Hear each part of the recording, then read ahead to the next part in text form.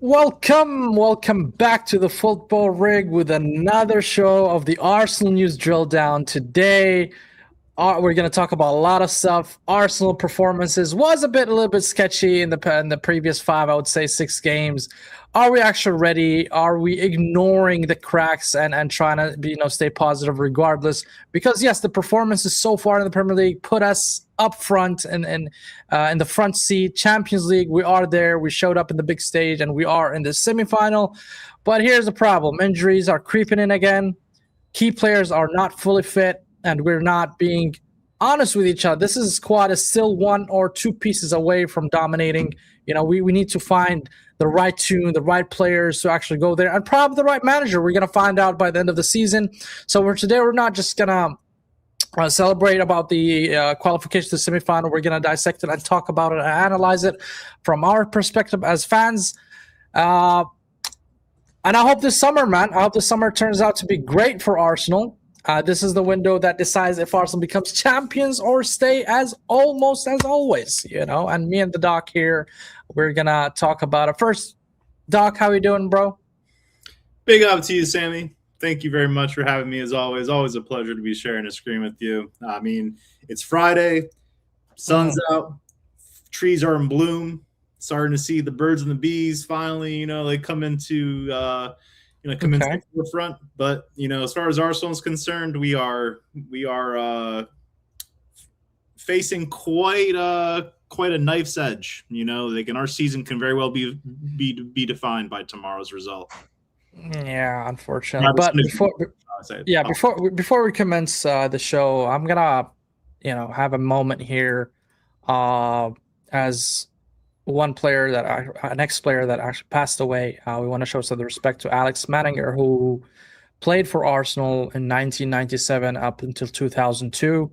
So we're going to show him some respect and rest in peace. He died in an accident. So my deepest condolences to his family as well. And yeah, man, from what I heard, I don't really remember the player. I was young to remember him. But we just want to show the respect towards the player. So that's the moment we wanted to just pause for a second just to respect him. And moving on, me and the Doc, we're going to now talk about things that are happening in Arsenal. First of all, maybe Waffle Don. Well, big up Waffle Don. Big up Dantrum in the chat. Maybe Waffle Don recognize him better or remember him, because I genuinely don't. I don't really remember him quite clearly. I was young when I started supporting Arsenal back in 2001, 2002-ish.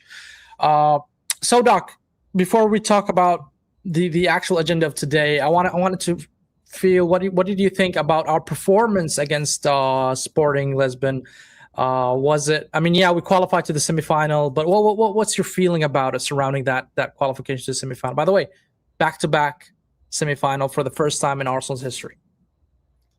Yeah, so I mean, I really don't care much about that, about that fact, because let's be honest, they don't hand out trophies for qualifying for a Champions League or rather any competition semifinal. So while I will say that, great that we're in the semis, simultaneously, this manager has spent enough time and enough money to get to this place consistently. So I would say that this is, just, part of the basic expectation.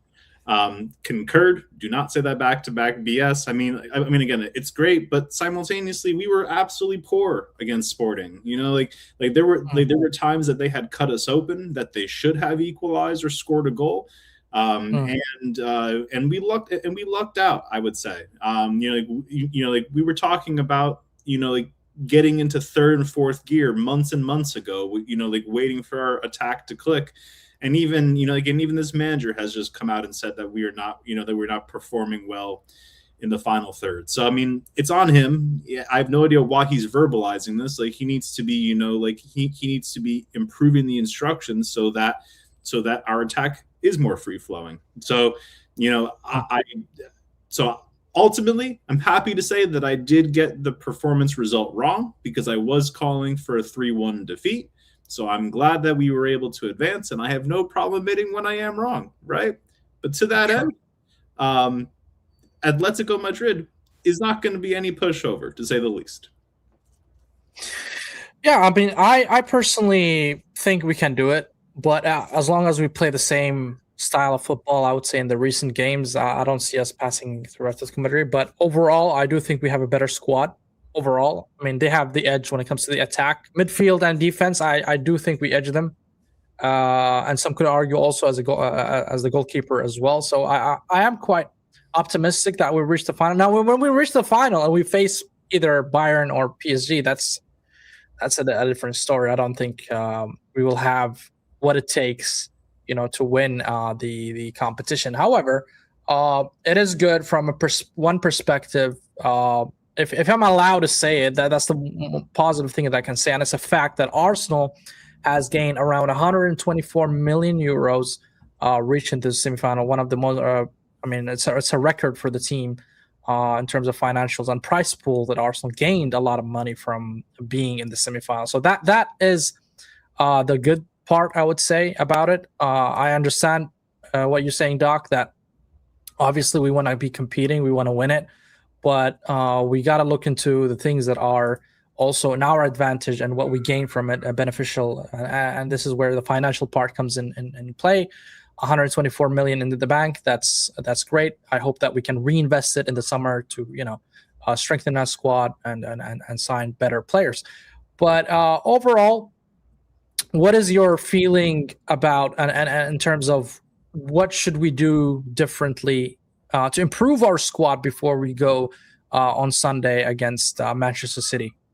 Well, I just want to address that point that you had brought up previously, and I was waiting and hoping that you were going to say the reinvesting all of that all that stage money back into the squad, because as we know, these owners that we have, they are very inclined to boost their profit margin.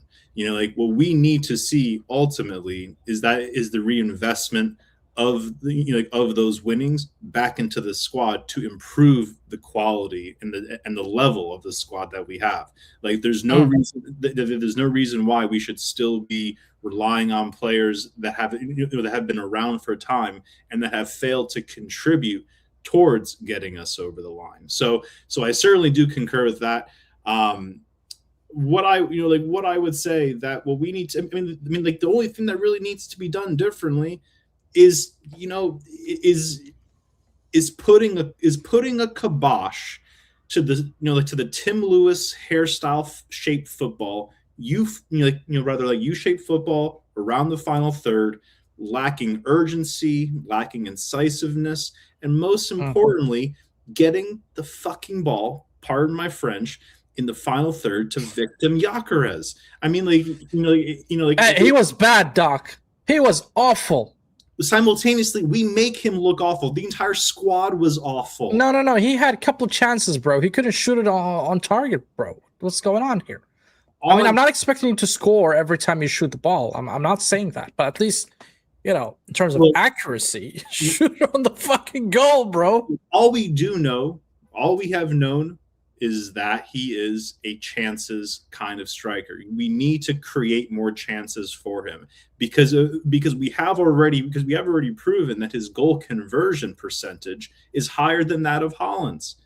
The only distinction is that Haaland has had 3 times more chances than Victim Gyökeres has had. So so what I would like to see, and again, it's not to say that we haven't seen this kind of football under Arteta previously. Back in 22-23, we played very expansive, attacking, free-flowing football, which is also very reflective of our club in and of itself. We have always been notoriously known for playing that kind of football, and that's why watching Arsenal in present day is so boring.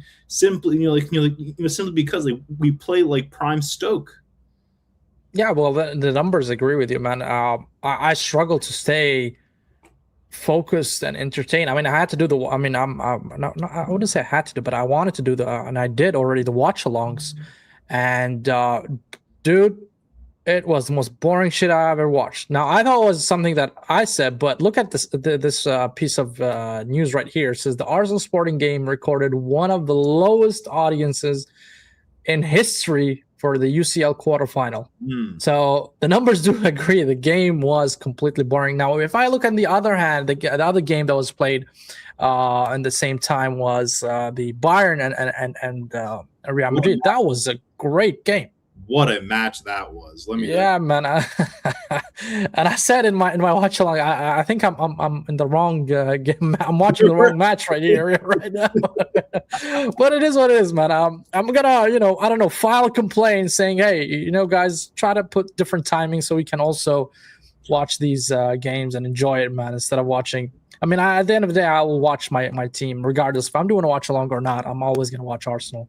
It's just how it is, But yeah, you're right. Yeah, go ahead. I was gonna say, even to that point, like I hope that Arteta and especially the Cronkies are looking at this, because we know that these owners, they do not like empty seats, because empty seats means less money going in, like to the club. So I am hoping that they are seeing this as a red flag, that that we need to up our performances. Like this manager always talks about like bringing shin pads and bringing cleats and bringing like paper plates and forks and knives to the and bring your breakfast, lunch, and dinner to the stadium.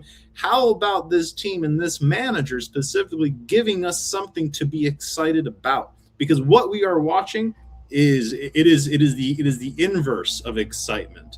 Like my eyelids, all of our eyelids are heavy watching. Yeah. It's true. It's true. So do you think, I mean that is a good segue towards the next, which is we're going to talk about the Manchester City game and the preparation for that game. Do you think Arteta is going to set up the team to win or not to lose?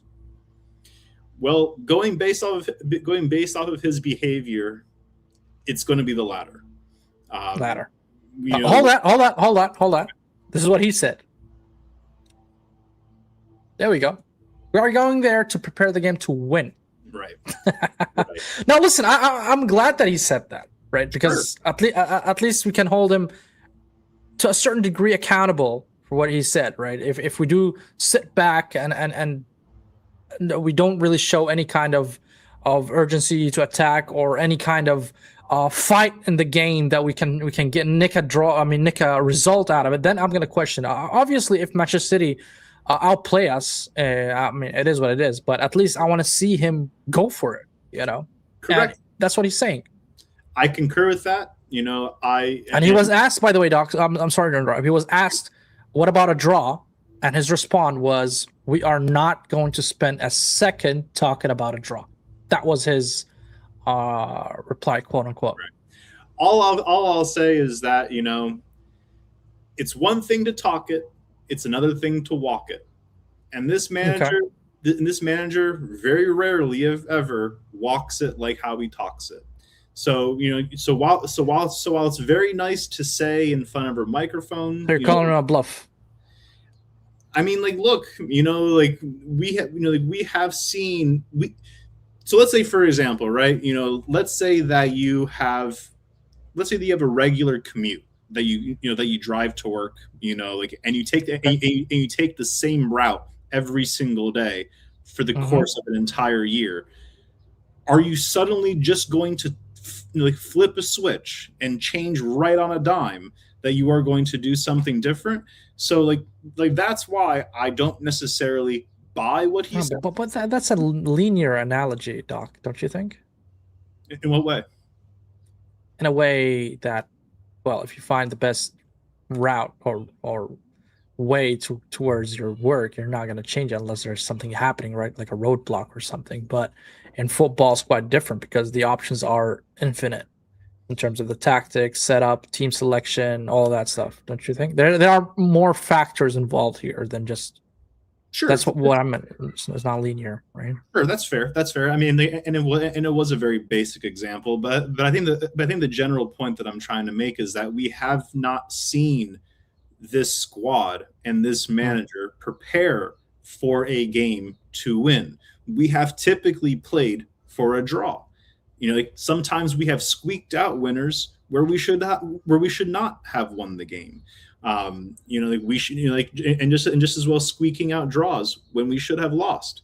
So I mean, so I guess like seeing is believing. Like like as we've said like for time, as I've said like for time as well. Like there's not like I can take very little faith in this club simply because I am not seeing it on the pitch, right? Like we've been saying for time since as early as like September and October, when is this attack going to finally kick into gear?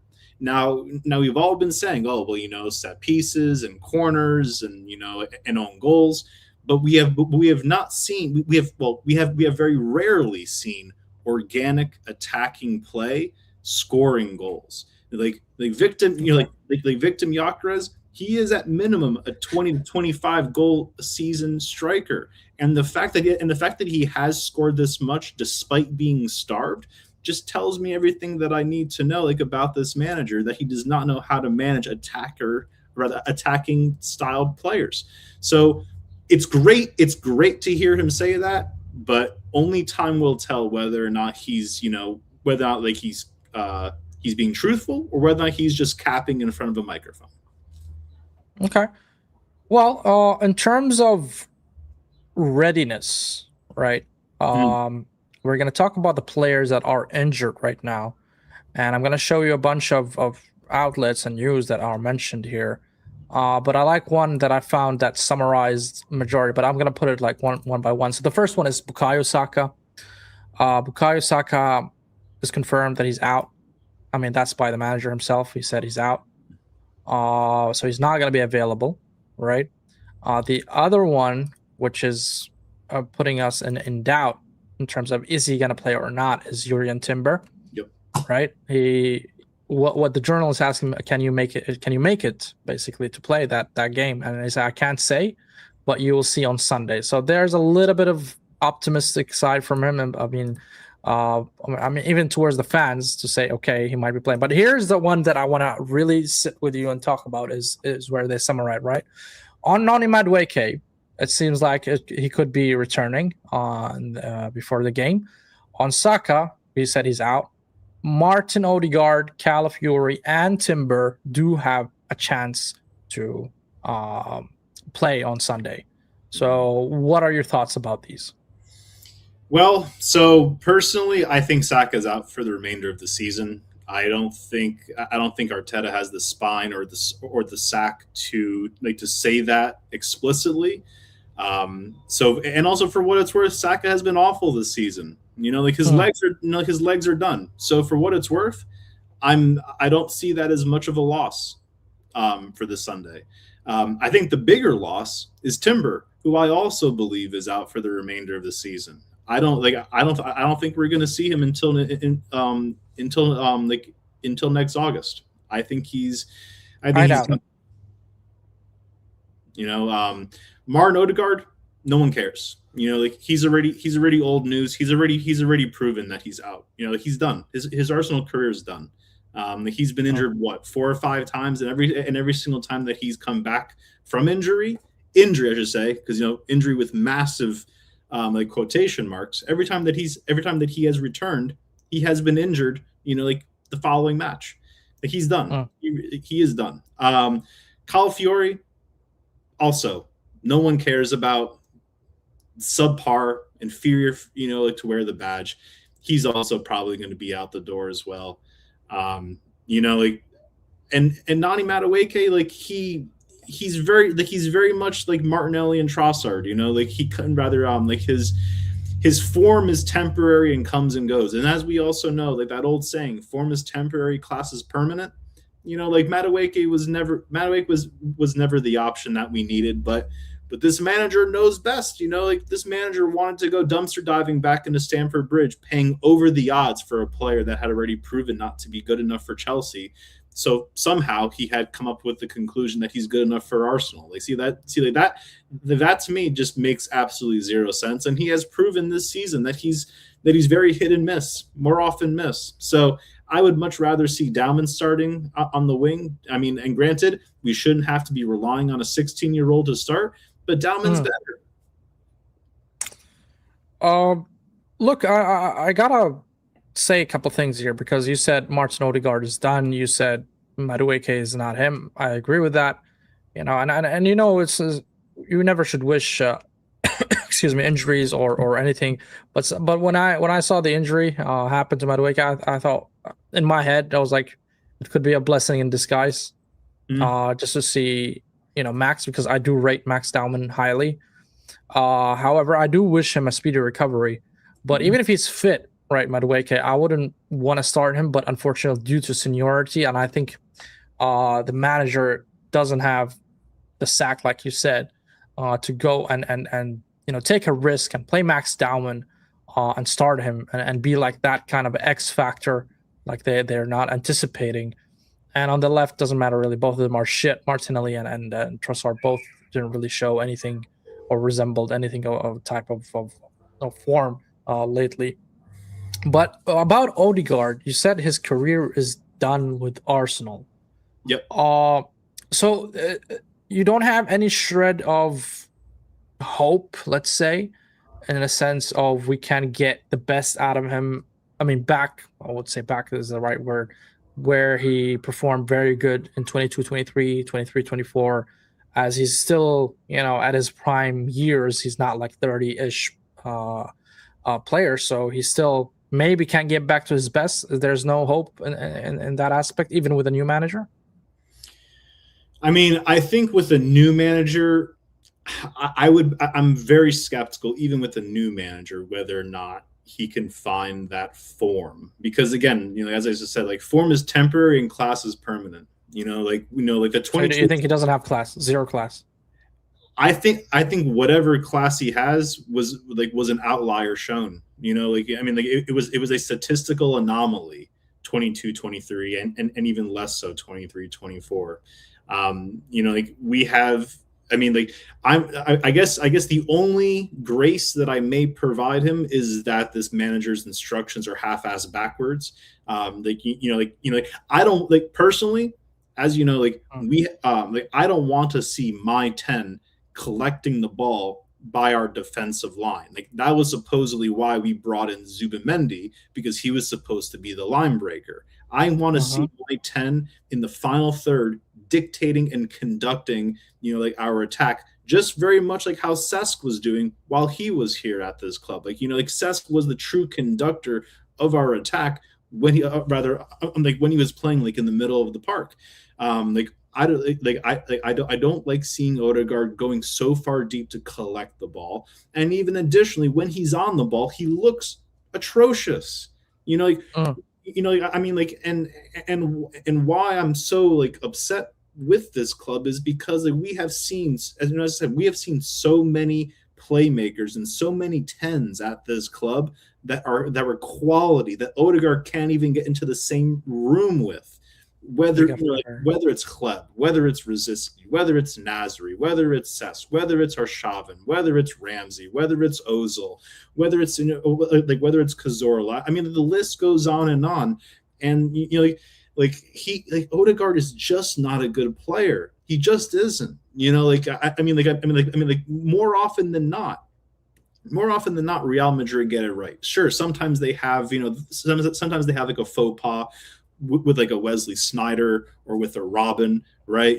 But more often than not, they get it right, and it should have been indicative that that Odegaard wasn't good enough when Real Madrid have kept Ceballos over Martin Odegaard.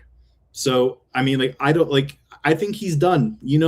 Sell him back to Sociedad, sell him anywhere else, but that position needs to be upgraded on massively. Personally, I would much rather have Eze in that starting 10 role, with with either an Ethan Wanyeri, deputizing him, or getting someone else. But all I know is that Odegaard isn't him. So you're thinking Wanyeri is better than Odegaard? Oh yeah. Okay. What about Eze? Do you think he is the guy for Arsenal? Based on the sample of the season, or do you think we still need to improve and upgrade in that position, number 10 specifically? I think that if Eze is given the same type of license and freedom as, say, for example, Calafiore is given, because as you know, like we see Calafiori all over the pitch. We sometimes even seeing him stop in over at Tesco's and Mark and Spencer's, like halfway through the game, just because like he can be all over the pitch. I mean, I have seen him in the final third. I've seen him like in midfield. I've seen him like over at right wing, but I rarely see him at left back. Like our attacking players don't get the freedom to express themselves on the pitch. We have seen what kind of player Eze is, not only at Palace, but even his inaugural season. I think a little bit of it has been disappointing, but I would attribute it more to Arteta's instruction than I would to the quality of the player. I think he can be our number 10, but I would certainly not be opposed if we brought in someone else either. Well, I think he is the guy we have to look at and say, okay, we need you to step up, Eze. We need to. This is the big moment, like Thierry Henry just said. He said, if you want to become now an Arsenal legend, then this is your moment. Could be Martinelli, could be Madueke, it could be Gyökeres, could be Eze. But I'm looking at Eze particularly. Why? Because I thought that he thrived in big moments with Crystal Palace. Right, he scored in the final, he scored in the quarterfinal, semifinal. So he is a guy who understands those kind of big moments is important, and he can step up. And I'm looking at him like, yo, listen, you got to do better, right? I mean, against Sporting, he had a couple of shots, but it was really fluky shots. It all went out. I mean, it wasn't really without any accuracy. He seemed a little bit off, in my opinion, Eze. And more, I would add that there's certain things on Arsenal that I haven't seen, especially in the attack, is there's no understanding of the players are not understanding each other. Like they don't know. There's no connection between, let's say, Martinelli and Gyökeres, or Madueke and Gyökeres, or Eze and Gyökeres, or Eze and Martinelli, for example. You don't feel that kind of connection, partnership when it comes to the attack. Less though in the defense and the midfield, in my opinion. But how can we get this attack click, in your opinion? Because we do believe that we have the quality. Like you said Gyökeres is a good player. You said Eze is a good player. And you think also, of course, I'm certain you think that Saka also is a good player at his day, even if Max Down plays. So how can we get them synergized together? Well, it is either like this question goes back to the manager, and and a great point that you mentioned with respect to a lack of attacking chemistry in our in our forward line. That would actually be the one thing. I mean, so as you were previously contrasting Atletico Madrid to our squad, while we may have a better defensive line, we may or may not have a better keeper, what have you, like player wise, like player for player, that can be a debate for a different day. But as far as team chemistry is concerned, Atletico Madrid have that over us in spades significantly. So with respect to your question of how do we get the forward line more synergized with one another, it goes back to the manager. It goes back to the instructions that he is providing. That he's providing, our attackers. It's also the tactics that he sets himself up with. As we saw with Palace, like Glasner was allowing Eze to play with freedom. He was allowing his wingers and attackers to play with that license to do rather to be able to express themselves on the pitch. Arteta doesn't do that. Arteta is notoriously and characteristically rigid. So I don't have much faith, in seeing our attack just suddenly do like a complete 180 and click ahead of one of the biggest matches that we have had in the last 2 decades. I would say that if we are now where we are back in October, if we were having this conversation in October, I would say that Arteta would still have time to get the attack clicking in gear. Big up, Taryn. Big up, my G. Taryn in the house. I would say that in October we would still have the time and flexibility to get our attack clicking, but we are in mid-April. We have what, 6 or 7 league matches left. Like, now is not the time to be to be tinkering, let alone asking what can we do to synergize the attacking line. Like, it's a little bit too late for that in my perspective. So I think that I don't think we do well on Sunday. That's all I'm going to say. I don't think we're collecting all 3 points. All right, fairs, Doc. First of all, welcome, Taryn, man. As usual, how you doing, buddy? Hope you're doing well. Taryn, well, you missed a little bit first. I wanted to say about I was watching it the whole time, bro. Yeah, well, okay, fairs. No, what I'm trying to say, we missed your opinion, right? Okay. So what do you think, Taryn? Well, what is the crutch of the matter? What is the pickle right here that doesn't allow our attack to actually connect with each other, and we see the best out of them in terms of goals, in terms of play, and all that stuff? It's too slow. Yeah, why? Part of it is you train how you fight, isn't it? Okay.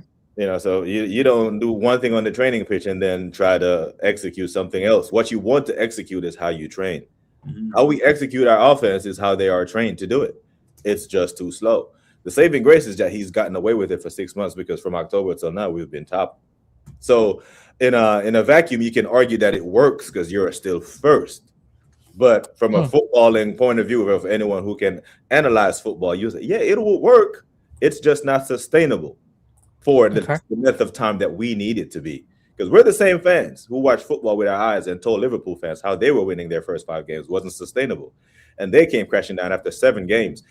Fortunately for us, we lasted 5 months instead of 5 games because we have a better team and we are better drilled to defend. Because our attack hasn't been great. Attack is instinctive movement. You don't see that. It's fluid. You drag people out of position. You know what I'm saying? Like, for the Bournemouth goal, Zubimendi got dragged out of position due to the run and the movement of the players. You know what I mean? Yeah. It's not that, so we don't have freedom of movement and fluidity. It's predictable.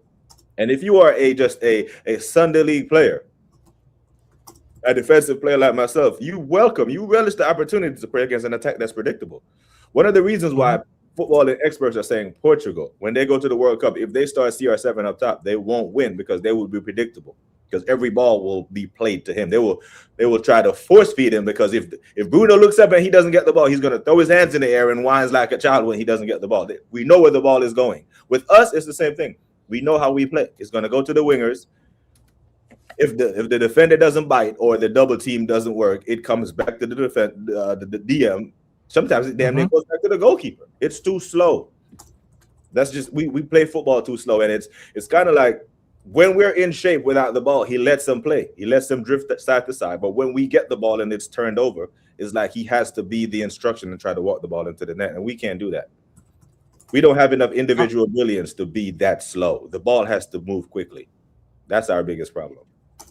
You know what? I totally agree with the part that we're too slow. I think the passing is too slow. We take our time, with the ball, and we allow the opponent to get back into shape. So it's going to be more difficult for us to break them down. That is quite obvious, I would say, like you said, for the eye test. But moving to the game, last thing I want to talk about the game is the starting 11, right? You asked me about this, Taryn, before. I want to hear from the Doc first, and then you, Taryn. Doc, what would be your starting 11 based on also the availability of the players? We just talked about the injuries, so you know who's available, who's not. So what would you go with personally? Right. Well, I mean, as we know, we don't really have much to choose from. Slim pickings. The slim pickings. I mean, I think even that's being. Hey, we have 3 strikers, man. Don't forget that. 3 strikers. Yeah. Who's that? Gyökeres, Jesus, and Havertz. Oh, okay. So, See, 3 choices. I'm not even gonna entertain those 2 other choices if you want to even call those choices. But right, so Raya is definitely starting. I think that's a given. I'm very well likely expecting Mascara to start at right back. I think that Ben White would get absolutely cooked like a lobster against who would that be? Turkey on the left wing, or is that Turkey's playing the 10?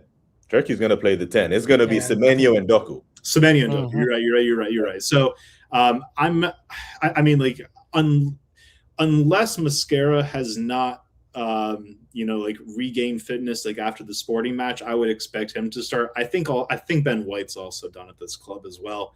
Saliba and Gabriel, probably Hincapié.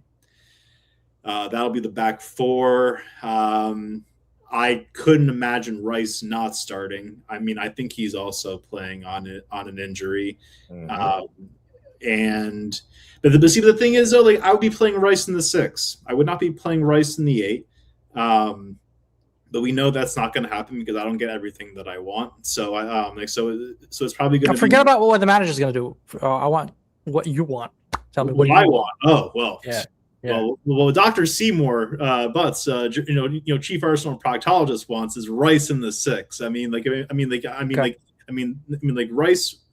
was in the team of the year with West Ham when we purchased him, and for some reason this manager said, you know what, I can turn him into a Steven Gerrard. But the thing is, like Rice is best at the 6, so I want Rice in the 6.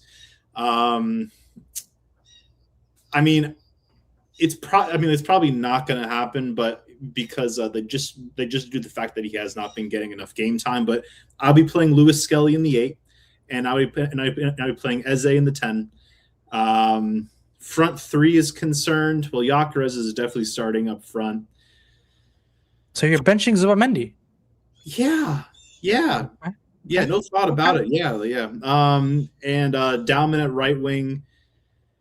Probably would play Trossard at left wing and then bring on Martinelli later on, like in the match, just so that like his pace can get at them like while they are, a bit leggy. And Gyökeres up front. Okay. Bears, what about you, Taryn? You agree with him? Or what I would do or what Arteta is going to do? No, forget about Arteta. We all know what Arteta will do. Yeah, I would probably go with Mascara at right back. I don't think Benjamin White is up to the level. I think he is. I think he's dead on his feet. I'm gonna go Galiba. For the pair. At left back, I'm starting Skelly, bro. Because there will be times in this. He is one of the few players in our team that's press resistant. You know what I mean? Like if one of the things that he needs to work out of his game is to when to over Hincapié. Yeah. Okay. Yeah, Hincapié slows down our attack, bro. We need to win this game. But protects your back. But he protects the defense better than Skelly, in my opinion. But that's what I'm saying. You're going into this game with a negative mindset, as if we're going to be on. The thing about these these players, they do not like to defend, bro. Go look at their game against Bodo Glimt and just how frustrated they were when Bodo was taking the game to them. They lost that game 3-0. Rodri got sent off. They do not like to defend. You let them run without the ball, they get frustrated. That's Bernardo Silva. He doesn't like. When we lose the ball, we rush to get back in shape. When they lose the ball, they hunt the ball in packs. This is what Char's saying here. Hello, everyone. Rises will be an actual pivot, double pivot. Bernardo Silva is key. That diminutive ball manipulator needs to stop with an actual pivot. Rice to bomb only after 70 minutes. Yeah. So the thing is, when Bernardo Silva presses Hincapié, the ball is going back to Raya. When he presses Skelly, there's a high chance that Skelly gets by him. You beat their press, they're in deep shit, bro. They do not like to defend. That's what you're right. Honestly, looking at back at the final, the Carabao Cup final, and the way we couldn't get out of our, at least our half, we couldn't go through that. I think Skelly would be an answer on how to get out of that press. Yeah. I think you're right. Simple question. You think Man City will press us? Yes. Well, play your press resistant players. Fair. So that's what I would go with. And I agree with Charles. I would play a double. I would play a pivot, but I'm not playing Zubimendi because he just doesn't have the legs. I'm playing. Don't tell me Norgard. Yes. Yep. Okay. You just showed me the minutes that he played yesterday. Yeah, that means he's not tired. He can run. But it also means that he's not in form. No, Zubimendi isn't in form either. He was the best player against Sporting, bro. Yeah, this is a Premier League match. What does that have to do with it, bro? It's night and day, bro. It's night and day. We could afford to sit back in the second leg of a Champions League when we're leading. You know what I'm saying? If you want to put a dagger in, then you don't hammer a nail gently. Beat that motherfucker. You know what I'm saying? You do not hammer a nail gently, do you? I mean, I know they got all these air guns and all these machines now. People forget that he used to be a hammer in your hand. You know, you beat it, brother. So I would play a double pivot. Okay, Zubimendi, Norgard, whatever. But you sit too deep. You put Eze in the middle, and I'm going probably Martinelli on the left, and Slim Pickens, like the doc says. I'm okay if he start Gabriel Jesus on the right. I don't want to see Nani Madueke play. Not after what he did to his knee. So if Jesus, or because I've seen Jesus play for the right for Man City, and he's done okay there at times. But yeah, in the middle of the park, you know, as free roaming in the 10 with 2 6s sitting behind them, yeah, we play Gyökeres. But I actually think he's going to go with Havertz for the long ball and the link-up play and all that shit. But all right, you play your press-resistant players, bro. Like if we go back to the Champions League game, which was one of Skelly's better games this season, when we scored, we unlocked them with a set piece. They started to press us. They started to come on to us. That's where that gut-busting run came from Skelly. And Capia can't do that. Calafiori can't do that. He is really good on the ball. We need to possess the ball at times. We need to have a sustained period of possession where we frustrate Man City. Take the crowd out of the game. That initial wave that they're going to come on to us when it's just back pass, that's what they want. What about going a little bit, being a little bit brave from Jabbar here saying, guys, what do you think playing Odegaard and Eze both and keeping, let's say, Rice on the 6? I've been wanting to see that. Yeah. I've been wanting the only time last time we saw was against West Ham, right? When Odegaard got injured, knee injury, if I recall correctly. But I think Odegaard can be useful when the sole creative burden isn't on his shoulders.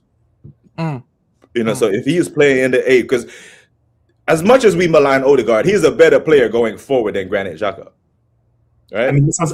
That's not saying that much either, to be fair. Right. But the best football we played was Granit Xhaka in the 8 in that first season. So if we put Odegaard there, we put a better 10 in Odegaard as Eze, who is a better 10 than all of them, and then you play Odegaard in the 8 with one of the best 6s in Declan Rice and play some football. How about it? I would be amenable to it. Personally at this stage, I think, I think there are certain dead weights, at this club. Odegaard is certainly one of them, and I think 29 is as well. And we have seen how much our attack and even just our style of play is so oriented to get the best out of them at the expense of the rest of the squad that's on the pitch. So I'm very leery about playing Odegaard, especially in a match that has such weight and gravitas to it. We have seen Odegaard capitulate, when it matters most, and that's what truly I don't want to say scares me, but it definitely bothers me in my perspective. Well, before we continue, guys, hit the like button. Guys, subscribe to the channel if you're new. Also, make sure you guys subscribe to both BBK and Dr.Seymour. Both channels are in the description. Quick one, guys. Here's a question from the chat. Is Rice and Zubi an upgrade from Partey and Xhaka? Do you guys think that, or? Partey is a better 6 than Rice in the sense of receiving the ball from the back four and breaking the lines. Yeah, I can see that. Yeah, I can see that. He used to get out of press very easily. Yeah, granted, Xhaka. The thing with Xhaka was here for 6 years. He gave us one good season. 1 good season, 1 average season, and 4 shit ones. But because the good season was at the back end, people think he was here pulling up trees. Yeah, that's fair. Xhaka was shit, bro. Like he wasn't the levels of the midfield, but because I think Odegaard is a better 8 than Xhaka. Mm-hmm. But Doc, you agree, or you don't agree with Taran? I mean, I really hate the question overall. I mean, like, so you don't think it's an upgrade, basically? Is that what you're saying? I mean, there are certain elements of it. Big up to you, man. That is an upgrade. So I think idealistically, the midfield pivot, rather the most optimal midfield pivot, would have been a Partey and a Rice side by side. However, like, Zubimendi is actually a downgrade on Xhaka, and as people know, I had never rated that Tesco bag, derate Joey Barton, because Xhaka was absolutely atrocious. You're taking it too far, bro. No, Xhaka was shit, bro. He was shit. He had a turn radius of an oil tank. I don't think Zubimendi is worse than Xhaka. Zubimendi is basically like the midfield version of Zinchenko. You're being harsh, Doc. You know that, right? Am I though? Like, am I really? I'm giving Zubi one more year. I think Zubi's having a problem adjusting to the Premier League, just like Partey did, just like Rodri did. I'm giving Zubi one more year. Like, he hasn't. It's been very difficult to defend him, but I've seen him play for coaches who allow their players to play, and he looks better. Just like when Eze looks better for England. Carlo makes Martinelli look better. I see Martinelli scoring goals on international break on his weaker foot, going away from goal at a tight angle, comes back to us and can't lift his head up. You know what I mean? It's layered. But the thing with Partey and Rice covers more ground, but Partey's passing range was ridiculously good. People forget that, brother. Partey was the reasons why they were so comfortable selling Rodri to Man City. It was him and Gabby Koke that midfield was damn near. It was a tough midfield. So Partey, but the thing is, if the club knew that Partey had to go, right? But yeah, Zubimendi is definitely not an upgrade on for obvious reasons, right? Yeah.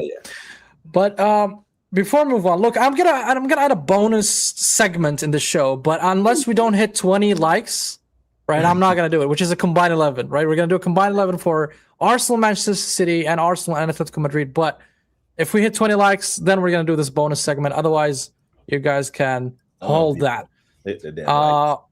So, moving on, guys, about the players that are actually we might be signing as well. You know that we talked a lot about Julian Alvarez, but the thing about Julian Alvarez is it is conditional from what I've seen. That the condition is that if Arsenal go and get rid of let me pull it out quickly. If we manage to get rid of Kai Havertz and Gabriel Jesus, we might be able to land the signing of Julian Alvarez. And to be honest, guys, I think the game against Atletico Madrid is going to play a big role in his decision making, because you know what? If we do win against them, and his head will be turned. He's gonna be like, damn, you know what?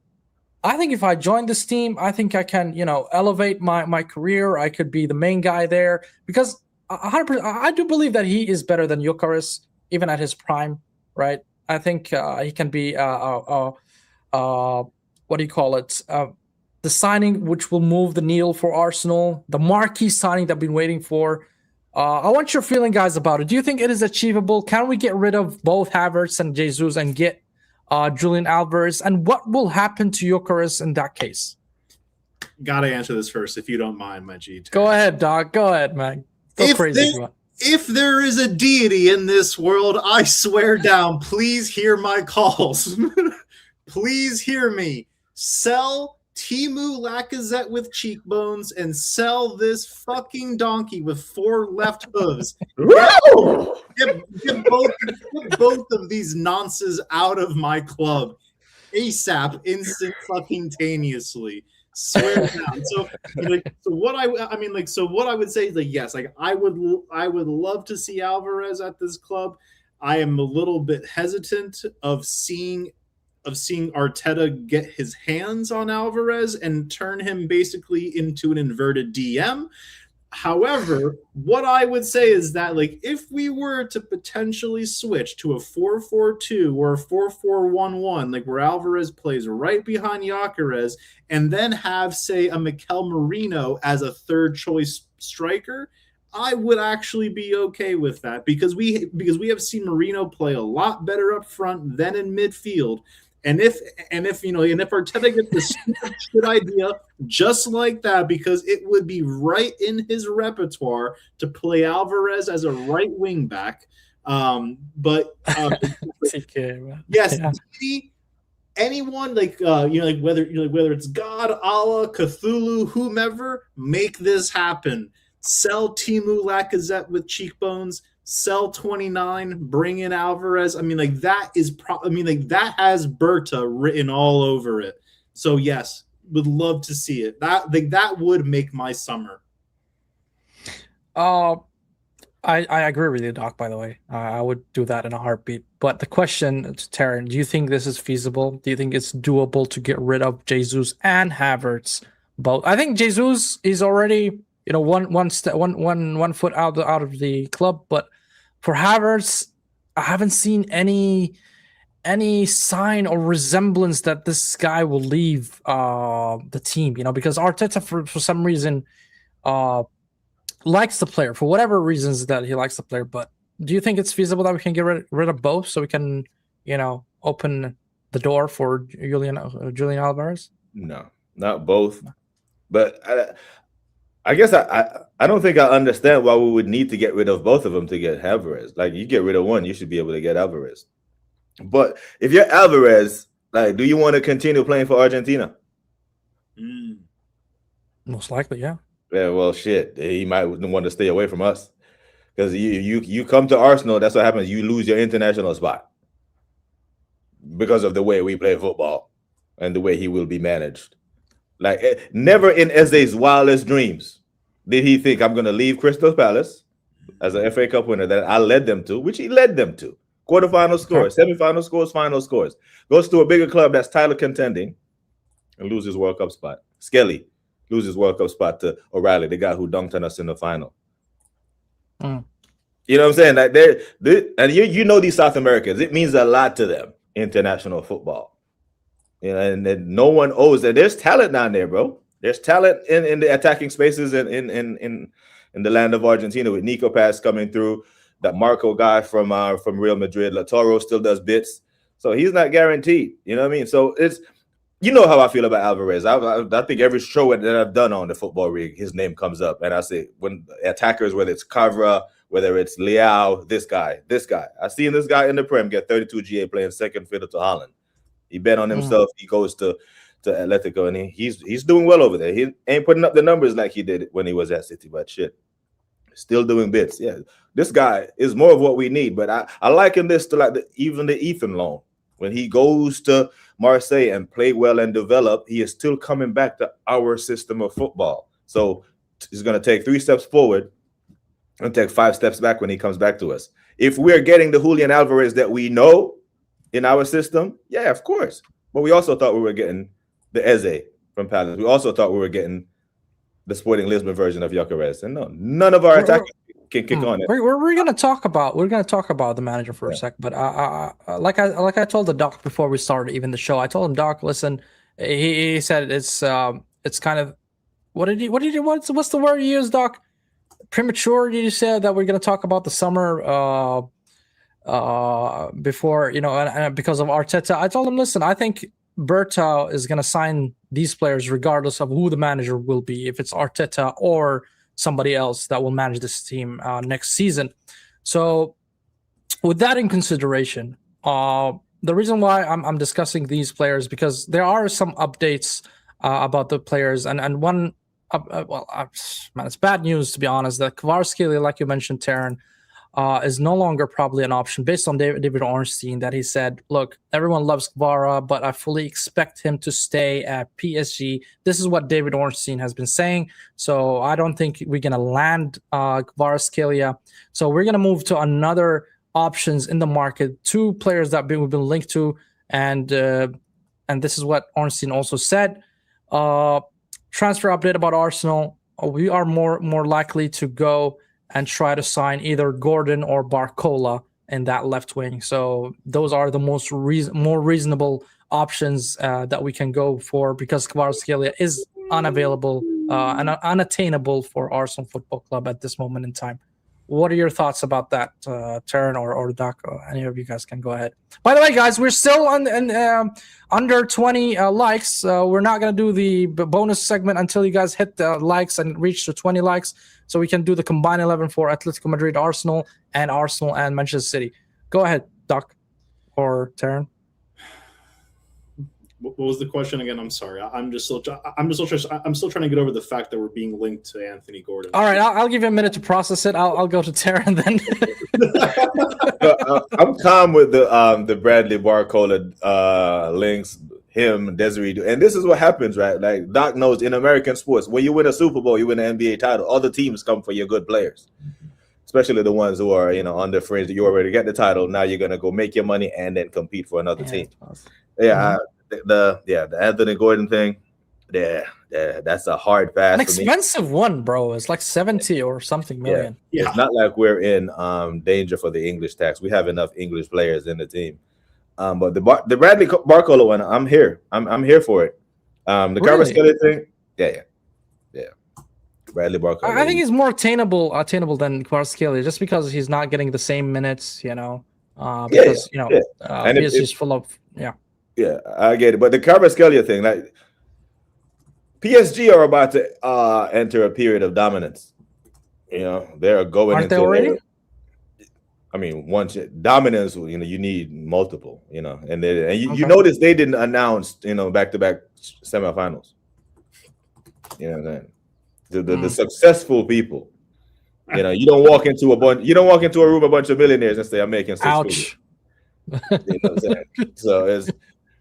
Yeah, I like Bradley. I think he's a fantastic player. He's an upgrade. He can play both wings. But again, he plays for a manager who knows how to coach and attack. Mm-hmm. So, there's the pause. But I do like the player. You do like the player. So that is great news.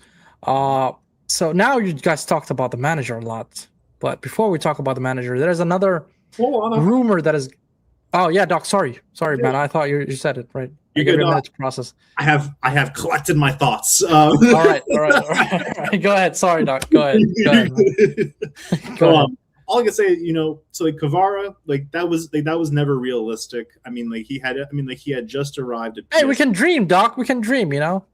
Yeah, we can dream, but we also don't want to be delusional either. There is a. No, but Doc, don't you want your team to actually try and go sign such caliber players? Look, at least try, right?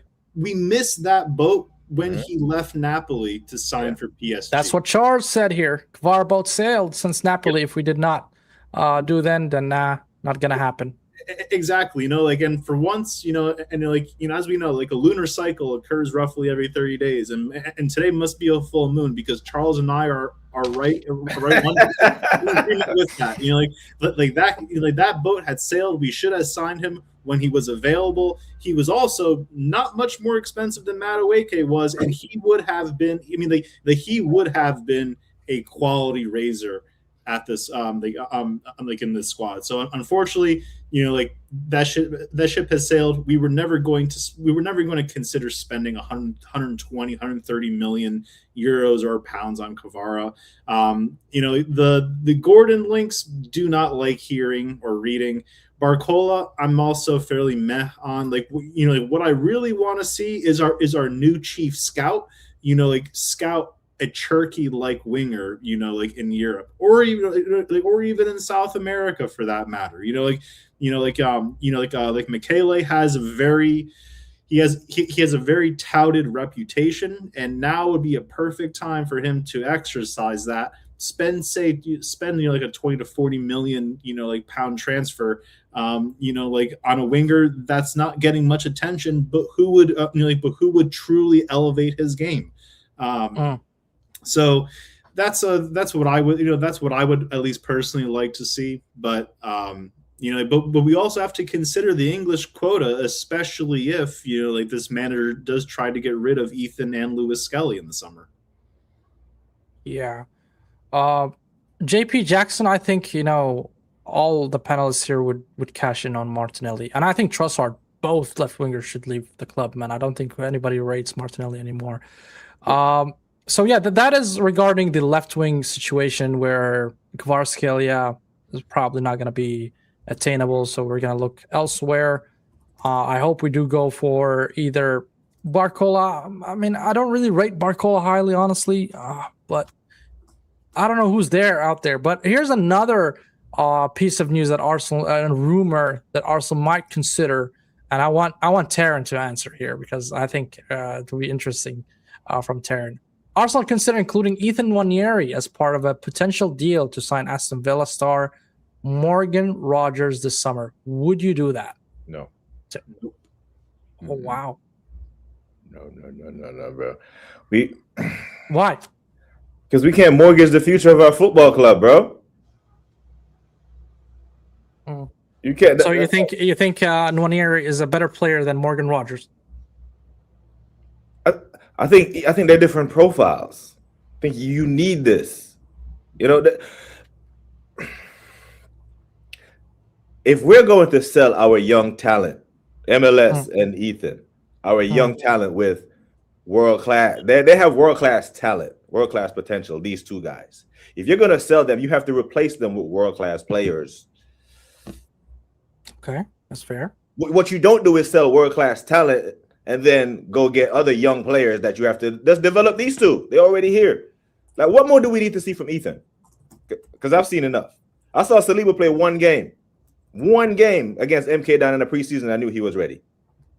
Ethan gave us an entire body of work last year. The fact that he's even on loan right now infuriates me. Yeah. Like, what's Arteta going to do with Morgan Rogers? The same thing he's done with Eza. The same thing he's done with Ethan. Like, Morgan Rogers is a fantastic player, but you put Ethan in our team and give him the license to roam and do and be creative and express himself, you would be like, you won't notice a difference or a drop off between them two. It's just that Morgan Rogers has been given the opportunity to play. Ethan hasn't. When he was given the opportunity, he proved that he belonged at the Premier League level. You shouldn't have to sell this one to get this one. If you want this one, you add him. Get rid of Odegaard. Okay. That's what I'm saying. If this was we're trading Odegaard for Morgan Rogers, I'm here for that all day. But Ethan hasn't been given a chance, bro. I don't think Morgan Rogers would have done what Ethan did last year with the limited minutes and the shackles that was placed on him, and he still proved that he's a baller. No, we're not selling our young players. None of our young talent should leave this club before Arteta. I want to see these players. I want to see Skelly. I want to see Ethan. I want to see Eze. I want to see Declan. I want to see Bukayo Saka under a manager who actually coaches to their strengths. Because we haven't seen them. We haven't seen that. So this is a hard no for me, bro. Nope. Hard no. And I like Morgan Rogers as a player. I really do. But if I'm going to trade him for Ethan, no. I knew you liked them, so that's why I was asking. It was an interesting question to ask you, and yeah. So he rates hail-end products. What about you, Doc? Same. You agree with Taryn? Yep, I entirely concur with that. With that very eloquently said statement by Taryn. Like this to me is like robbing Peter to pay Paul. Like cutting off our nose to spite our face. Like both of those players should be in the squad. Not not trading one to get another. Like Ethan's rather, and again, like much as BBK, had, like I said, and I completely echo it. Like, get rid of Odegaard, get rid of Trossard, get rid of Martinelli. There's no reason, there's no justification to get rid of players that are good enough to wear the badge to get another player who would be good enough to wear the badge. Get rid of all the dead weights. Get rid of all the trash that Mikel has brought in because he rates them. Be done and over with it. There's I don't like hearing this, and ultimately I don't like hearing stories on social media saying that Ethan and Lewis Skelly are out the door. That's the last thing that needs to happen by virtue that there are so many departures that need to occur beforehand. Yeah. Okay. I'll tend to agree because I do think Ethan has a massive ceiling that he can reach and potential, especially with the. I mean, he's a Haaland product at the end, and players like that who comes from the academy, like we've seen with Saka, we've seen with multiple players before, even Jack Wilshere, if you guys recall, Jack Wilshere, they tend to play the best version of or they can be the best version of themselves within the club they grew up. And we've seen multiple players do that across the years. However, you guys were reluctant about certain signings, and the reason why is Mikel Arteta, right? So I'm going to entertain this piece of news here, assuming, obviously, we're going to be a little bit negative here. We are going to assume that Arsenal are not going to win anything this season. I'm sure Doc likes that. And what? Yeah, I don't because like he's been back. He's been, he's been saying this since the beginning, right? just to clarify. I have been saying from the onset to win any silverware.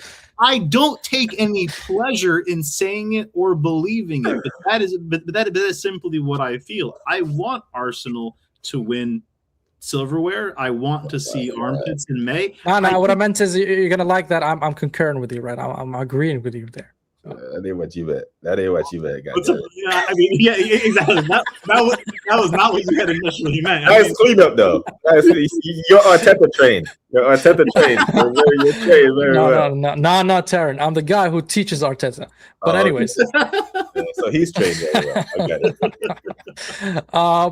but let's assume that scenario happens. I'm sure that, I mean, from what I've seen, that I don't think the board will tolerate to go empty-handed this season without repercussions and sacking the manager ultimately. Here's a manager that has been really thriving across Europe in Como. Do you guys think that he's a good option for Arsenal, Cesc Fabregas, based on what he did this season with Como? He got them challenging the top 4 of Serie A, qualifying to European spots with the very, very, very limited resources. I mean, I didn't know who Como was until Cesc went there, and he's been doing a good job there so far. Do you think he is a good replacement? Obviously, I would like Luis Enrique. I would like these kind of managers. But let's say let's entertain this rumor here and say, would you take Cesc as or consider him to be a good replacement for Arteta?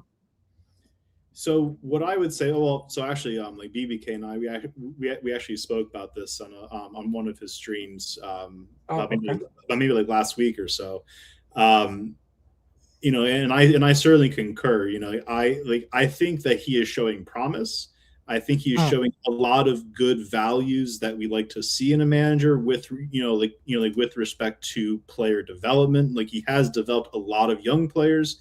He has also gotten a lot of he has been able to maximize the utility of the squad that he has, like unlimited funds, and they're definitely punching above their weight. And also, as well, for what it's worth, Como, beautiful little town in Italy. If you ever get the chance to go, it's a lovely little spot.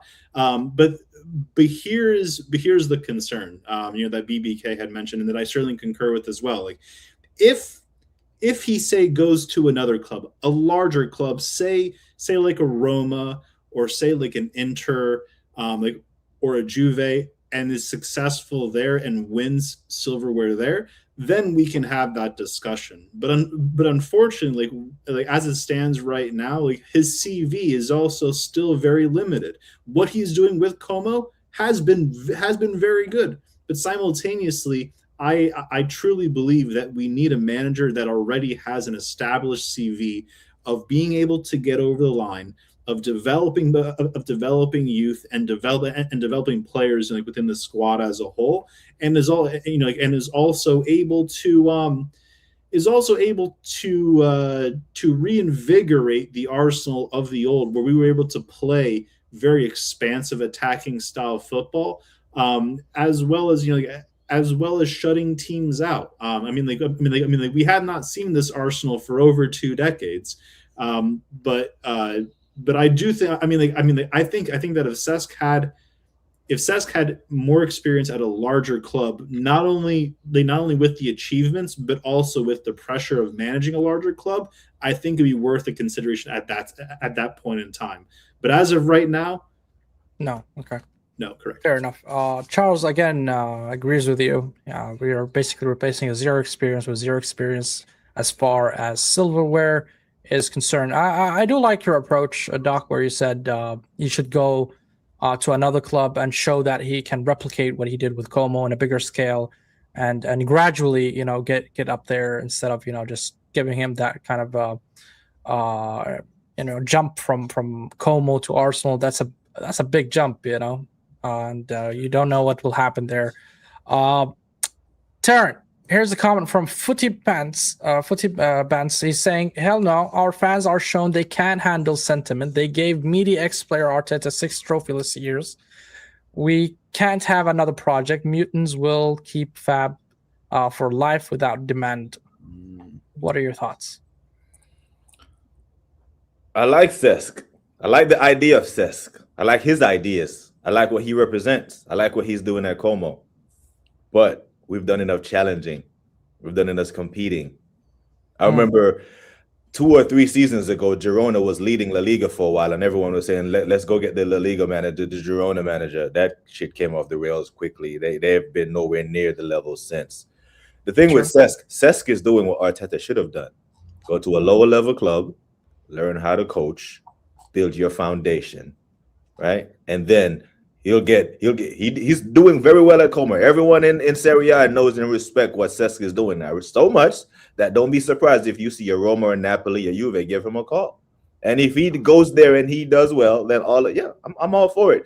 Right now, we need someone who has done it as a manager, not as a player.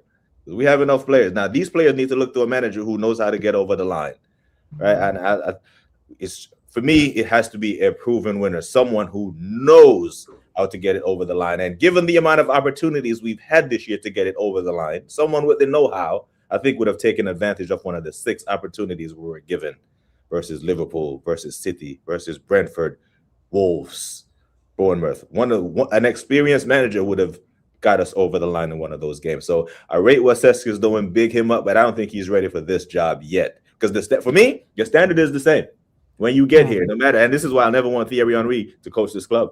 Because the standard is the same. We've seen a small sample from Thierry Henry, and but I'm saying the sentiment piece, because Cesc, brother, because you never won the Premier League at Arsenal, you played at the Emirates and all that. You never won it for us as a player. So I will look to someone who's gotten it over the line, and I think the club has to look at it from that point. Because another project, I'm not sure. I'm not sure the player will do another project. At least, I mean, he's not a cone man.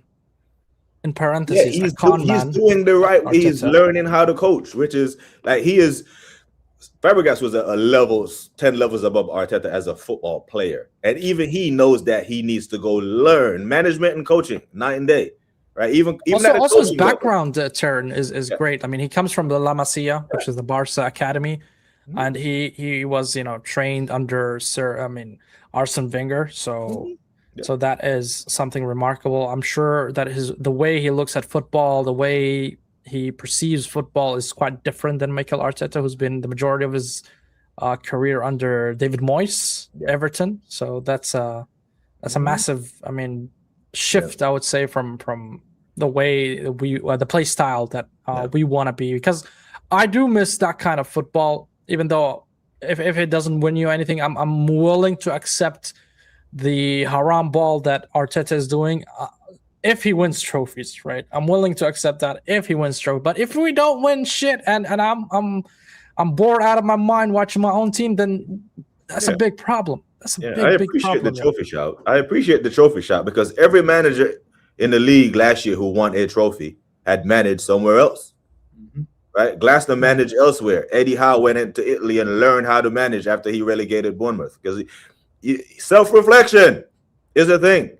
But when you go when you put out calls for Pep and that catapults into 15.6 at Arsenal and 6 years of endless backing, you don't have time for self-reflection. Vincent Kompany relegated Burnley. But he knew that, hey, I'm going to go to Burnley and learn how to coach. The time that he was at Burnley, he learned something that helped him while he was managing Bayern. Arteta was learning on the job. There's no experience that he has to lean on. And best believe if company didn't deliver the goods, he would have been up out of there, just like Tommy Tuchel. You know, and simultaneously, we are still seeing Arteta repeat the same mistakes as he was conducting in phase one, you know, like in present day. You know, to that end, though, I wouldn't be opposed to bringing in Cesc as an assistant manager, but under a proven manager like a Luis Enrique or a Flick or someone that, you know, that already has that established experience. I remember this, Flybury. Yeah, I touched on this on my show. I didn't want to go back there, but I did hear that as well. There's a rift there. Yeah, that's, and for what it's worth, I mean, I do feel a bit of the pain in that statement, just because, you know, as we know, like Cesc bled for this club. I mean, he was the metronome and the heartbeat of Arsenal, like from that time that he was playing for us. And we should have won the league in 2007, 2008. You know, like that was the year that Eduardo had had his leg broke. We should have won the league, and we didn't.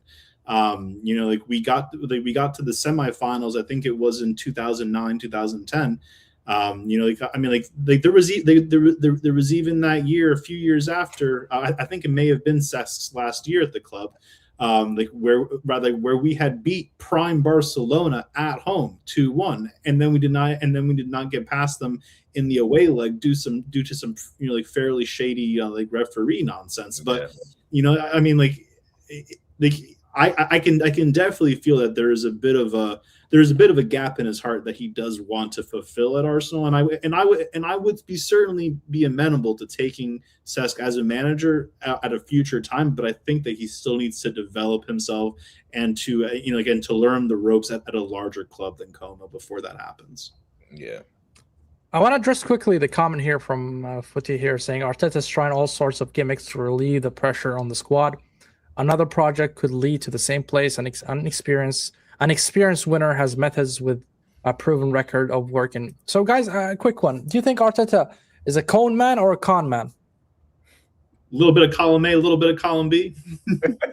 You can't spell cone without the con, can you? That's a good answer. But yeah, I think Arteta, if he doesn't deliver this season, he's definitely out.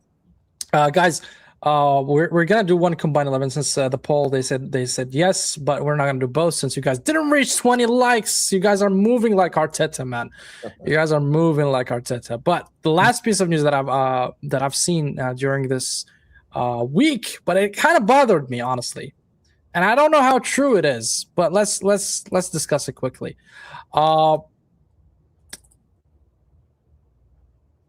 Timber. There's some interest from Real Madrid. Do you guys, there's any kind of truth around this? Do you think he could be, you know, leaving Arsenal after like one? I mean, he had 2 seasons. One season he got an ACL injury, so he didn't really play. But when he started playing on a consistent basis, we've seen what Yuri Timber is about. So, do you think it is something to entertain, to listen to Madrid? Because obviously Real Madrid's knock is quite different, right? It's not any team that is knocking the door, it's Real Madrid. So what are your thoughts about this, Doc? Do you think he would leave if let's say he come and knock the door and offer, I don't know, 50, 60 mil? Would you entertain that, or would you try to convince Timber to stay?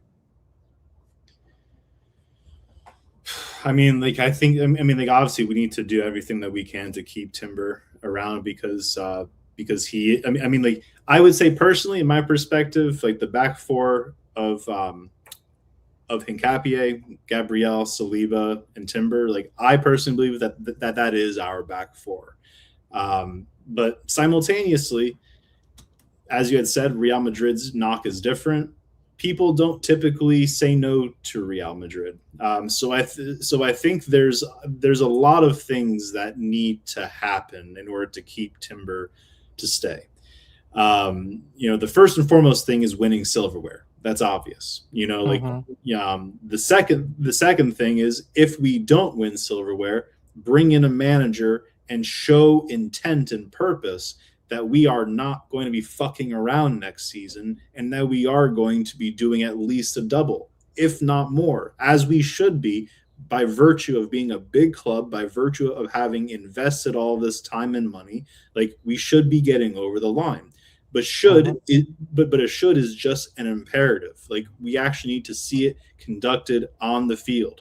So to that end, like, I totally see that happening. As we know, like, Real Madrid, they were sniffing around Saliba a few years ago. We don't know if that's still the case, because we also know that PSG are probably going to be just as interested in Saliba. But if you want players to stay, you have to win silverware. Otherwise, like, their head will get turned, unless you're like a Ben White who does not give a shit about football and you're only just there for the money.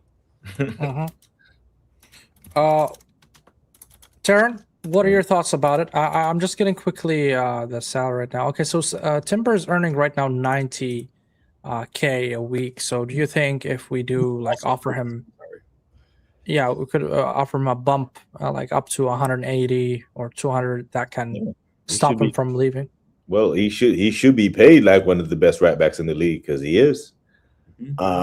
This might just be a like an ad hoc query where Real Madrid looked at the top right backs in the league or in the world and see who's got 2 years or less on their deal, and Timber name pops up and they're like, "Ooh, Timber, top player." Question is, are they ready to pull the trigger on Trent already? He's only been there 1 year. I know Dani Carvajal is 89 years old and he's going, "Oh shit." Cesc just lost to Sassuolo, by the way. Como just lost 2-1. So now they're Champions League. This thing is in jeopardy. Right. You know how I feel about Timber. They can keep who's best, so who's the rest? There's no right back in the league. I'm taking over him. I hear the Reece James shout. Cool, keep him.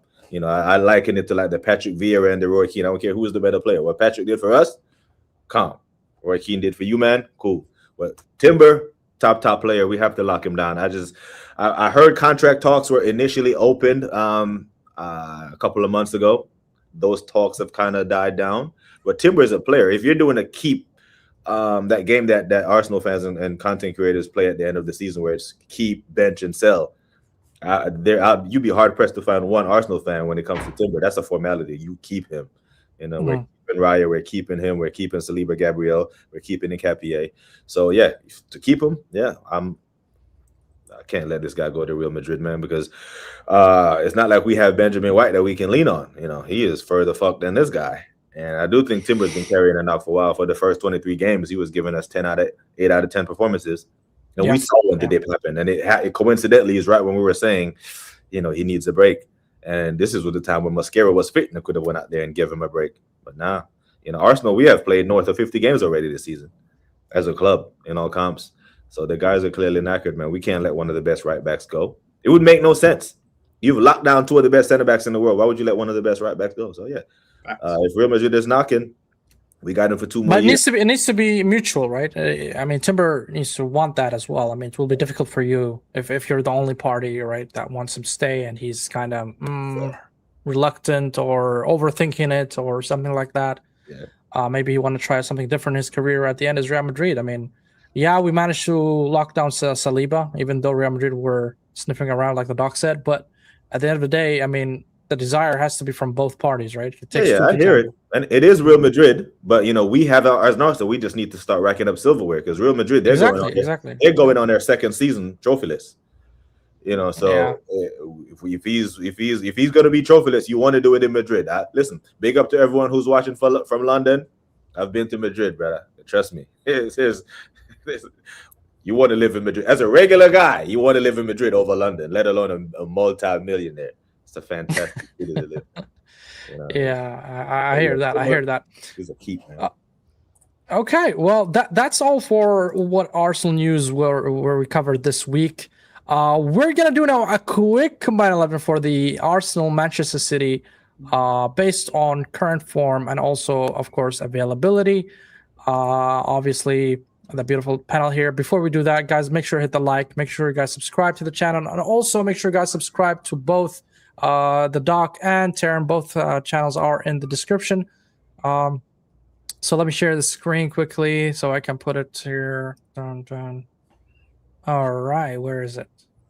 Lineup. There we go. All right. So first things first. Do we want to do like the 4-4-2, or we want to change the formation? Yeah, we both play a 4-4-3-3, isn't it? Yeah. 4-3-3. Yeah. So let's do that first. So that's here. I think we play double pivot. Yeah, basically 4-2-3-1. Okay. So that's the formation. How can I flip it? How can I flip it? But I don't even know what you got up right now. That's why I don't do these type of shit. You know, Bro, it's fine. It's fine. No, I just wanted to flip it, like put the goalkeeper at the bottom. Hold on. It's fine. It's cool. So goalkeeper, guys, Donnarumma or Raya? It's a tough one still. I ain't gonna lie. Is it really tough?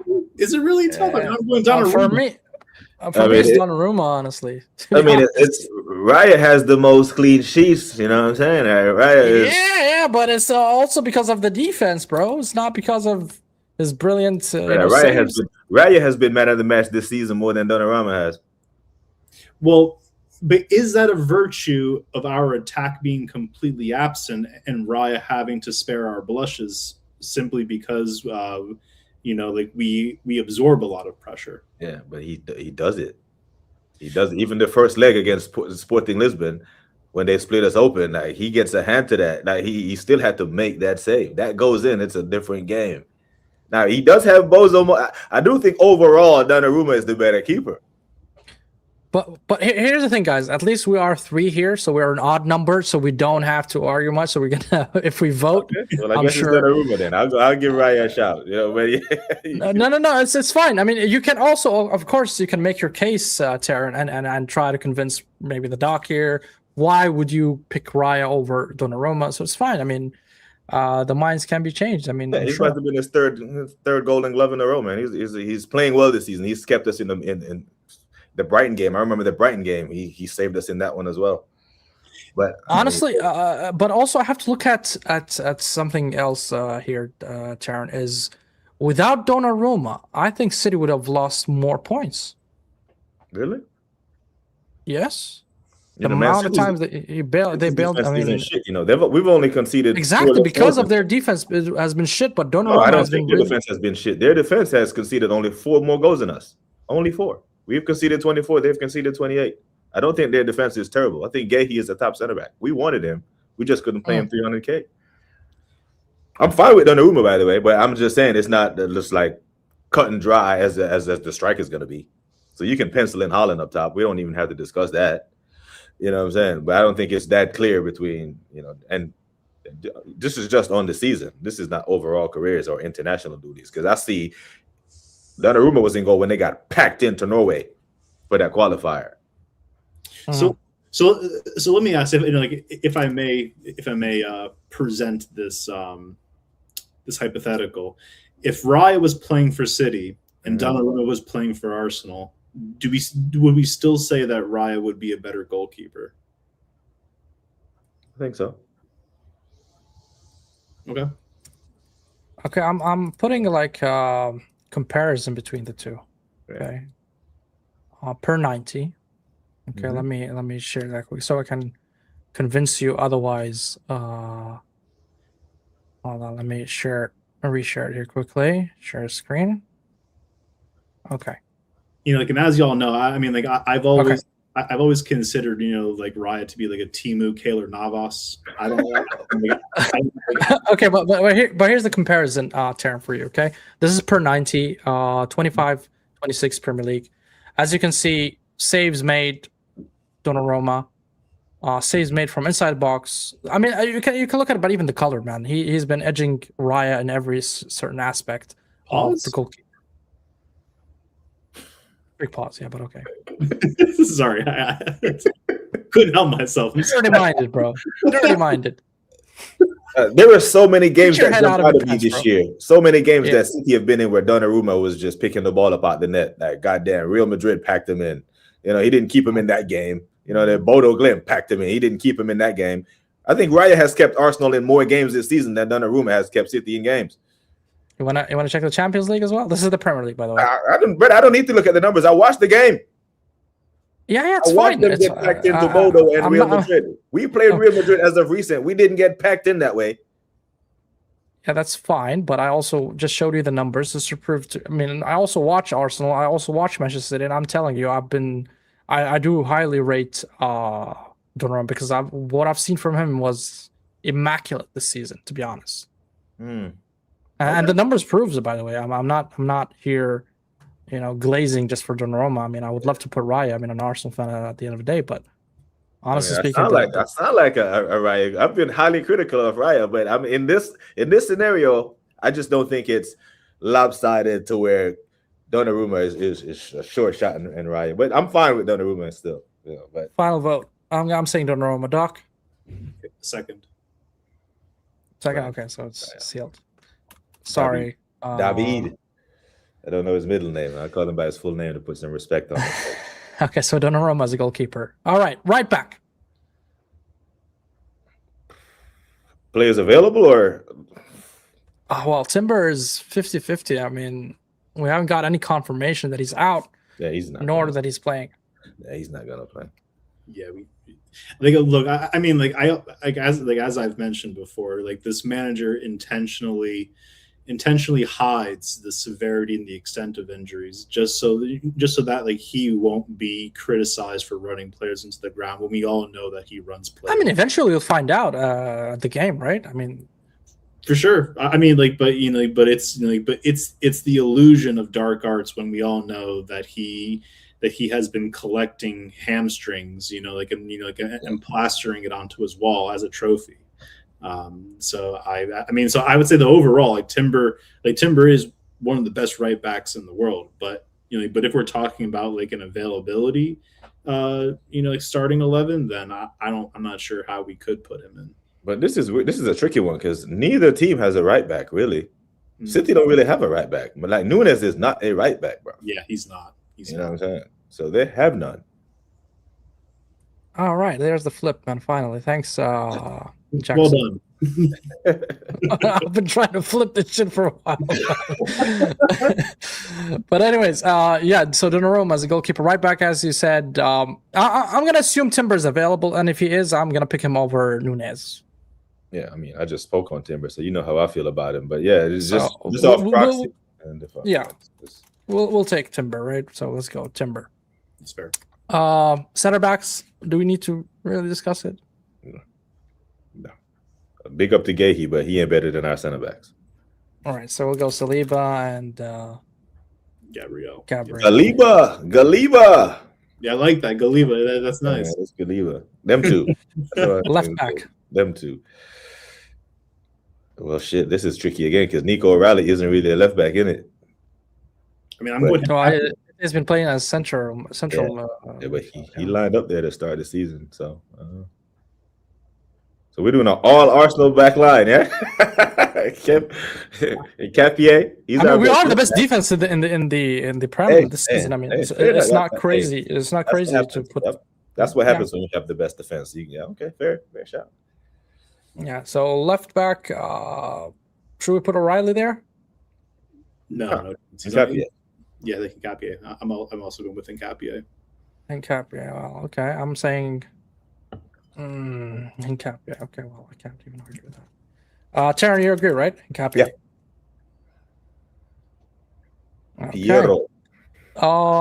Pivots. It doesn't matter really, 8 or 6, so just pick your Rodri for sure. Definitely Rodri. No. Rodri and Rice, I would say. Yep. What about you, Doc? Do you have any different opinion from Rodri and Rice?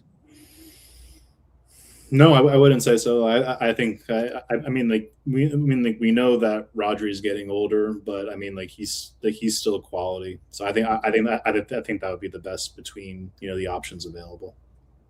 All right. The 10, Sharky. Yeah. Yep. Okay. No debate there. No. The scary thing is that was almost City's midfield if Declan didn't come to us. Yep. Oh, you know what? The only other shout that I maybe would have given instead of Rodri would be like Bernardo, but Get the I'm hell out of okay. here. I mean, but I'm okay with Rodri and Rice. No, I'll pretend I didn't hear that. He's a utility player, man. He's like their Valverde, ain't it? I'm not gonna entertain that, bro. Everywhere. No. Right wing. Right wing, Antoine. Semenyo. Yep. Yeah. Yep. Semenyo. There we go. Left wing. Saka's not available, Jackson. He's out. I mean, I would say like by default it has to be Doku, right? Yeah, and then he hasn't been great either. I think he has 2 Premier League goals this year. Yeah. All right, so we're gonna do the comparison here He quickly. causes a whole lot of chaos, but yeah, like at a left wing. Would you rather Doku or Martinelli or Trossard? That's the question. Yeah, Doku. He can at least he can beat his man. Yeah. Best of a bad bunch, I would say, right? Yeah. I mean, so one-eyed man is king in the land of the blind. That's what he is. So, let's Doku put on, because he is going to give whoever we line up at right back tomorrow some problems. Oh, there's a lot of stats to look at. Yeah. No, but I'm cool with Doku, bro. Yeah, and then it's Haaland up top, isn't it? So we got one midfielder and our back line, which is like a peep into how tomorrow's game is gonna go. All right, guys, this is the lineup. The combined 11 between Arsenal and Manchester City. I think it's reasonable because since we have the best defense. Speaking of goals, did we score more goals or did City score more goals? They got one more than us. We're on 62. They're on 63. Yeah, like City had eclipsed us like when they scored 3 against Chelsea. Yeah. So it's the best defense versus the best attack. So it's reasonable to have how many players? Well, 5 players from Arsenal side, 6 players from City. I mean, based on current form as well. I mean, I hear it. I mean, also we could have beaten them in terms of numbers of Arsenal players if we picked Raya, but I genuinely think that Donnarumma has been better than Raya this season. I know that the clean sheets is one of the most important metrics for goalkeepers and a barometer, but looking at Donnarumma, what he did, and he bailed them out multiple times. And I believe that without Donnarumma, they would be way down that or that gap. I mean, points gap between us would have been massive.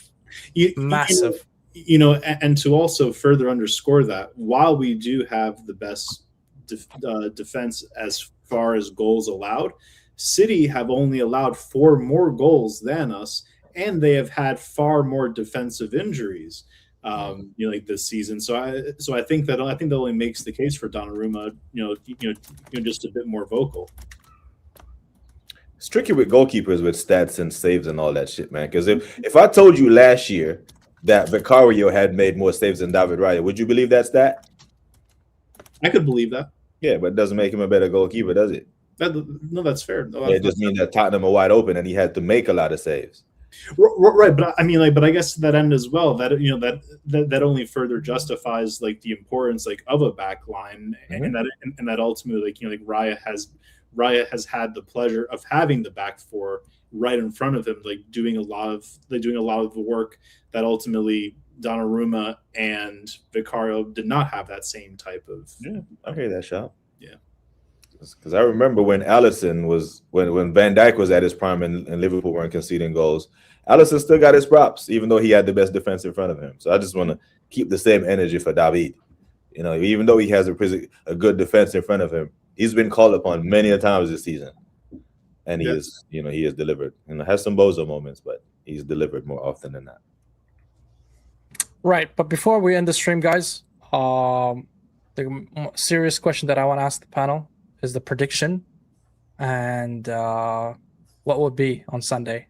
Doc, I'll give you time to process. Taryn, Taryn, what is your prediction for Sunday? Well, what do you think the results will be, and give us a little bit of expectation from your side. There were going to be about 3 goals in this game. I'm trying to do the allocation. If it's 2-1 Arsenal, 2-1 City, or Okay. all 3 to City. I'm inclined to go all 3 goals will be against Man City because our attack is so janky.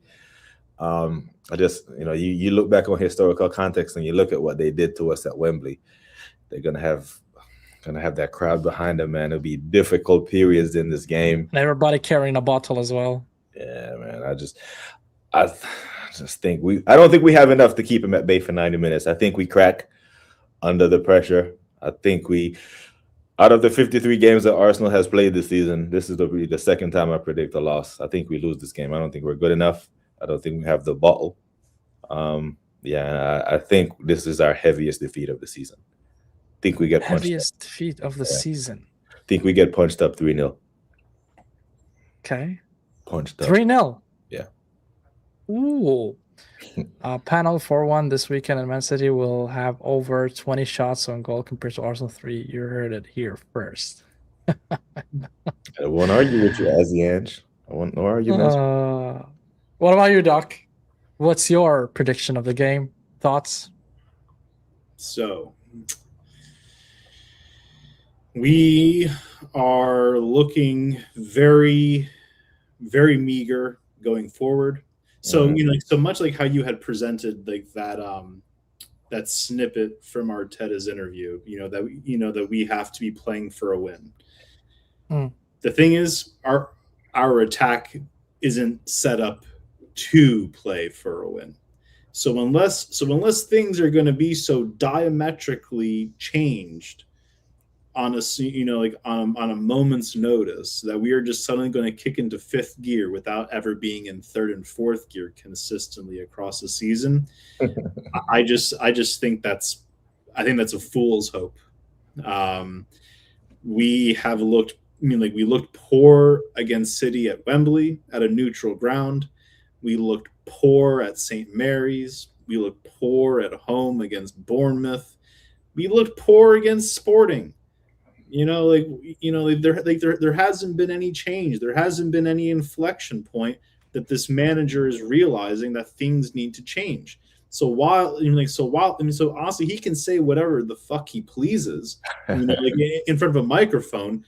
The actions and what we see on the pitch speak louder than any word. You bring the fire, Doc. Yeah, well, he has already brought a fire to London Colney Training Center, so it seems, the thing was like a fire on the training pitch the other day. He is the ringleader of this clown car circuit that we have, and again, the only thing I want to see is an Arsenal victory, but it's not happening. We're definitely dropping points. Whether whether it's 2 points or all 3 of them, we are dropping points. I'm expecting us to get panned. I think it's probably going to be one of our worst defeats that we've had in a very long time, because above all else, City smell blood. We have missed opportunity after opportunity after opportunity after opportunity after opportunity to put the sword to City. And instead, what we have done every single time, we have allowed them back into the title race. And Sunday will be no different. They can smell the fear reeking out of London Colney. They can smell, they can see the fear in Arteta's eyes. He may talk about fire in the belly and fire in the eyes. No, there's fear in his eyes. Yeah. I think we're gonna get panned 3-4-0. I don't maybe we'll score a consolation goal, but it's gonna at least be like a 3-goal margin, I would say. And they're going to ultimately say that you fucked around and now you're getting far too long this season. Hey. So you're expecting also a big loss for Arsenal? Yep. Right. Come on, Sammy. Give us some copium. Give us some of that hope, man. Give us some of that hope, man. Let me give you some of that hope. I put it as in the title of the video. I think this is a defining moment for Arteta specifically, for Arsenal in general. For the season, I think it is do or die. It is be or not to be, and I think the players know that. And the manager, I don't know if he knows that, but I'm sure the players know that and feel it as well. And they might want to prove a point, right? And speaking of a point, I think that's what we're gonna get is a point. I don't think we're gonna win, but I don't think we're gonna lose either. So I think it's gonna be a 1-1 draw. Just like the That's- Emirates, Yeah, just like the Emirates. I think it's just gonna be they're gonna pin us to our box, and I think we're gonna get a stinky goal. They're gonna get a goal and try to get go at us. And then I hope. I mean, obviously, I'm sure you guys also hope that we win the game. I don't see it happening, but I do see a draw. A loss obviously will mean season's over for the Premier League at least. I would say it's gone. If we do win, and this is where I hope, and I'm gonna reiterate the legend Thierry Henry saying that you gotta go there and try to win. This is what Arsenal is about. We've done that at Anfield. We've done that at Old Trafford. We've done that at White Hart Lane. And you know what? Let's try to add Etihad to that list. You think we And tried I to know- win at Anfield this Huh? year? You think we tried to win at Anfield this year? No, I wasn't talking about the season. I'm saying okay. over the years, right? I Oh, mean, okay. we've done it in 18. Was it in 89? Oh, okay. Oh, you're talking about win the league at Anfield. Okay, I got you. Yeah. So I'm talking about these kind of moments where, I mean, it takes a big win away for every team to win the league, regardless of that team. They always have these big away games, especially against your direct rivals or your direct contenders for the league. So this is the moment where I think the players want it so badly. I don't know if Arteta is going to set up the team right, but we've seen us do it. I mean, in the last 5 games against Manchester City, excluding the final, of course, we drew 3, we won 2.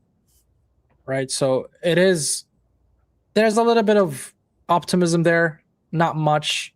I know it's negative football from Arteta, but I do put faith in the players more than Arteta, and I think that we do have what it takes to take the battle into their ground.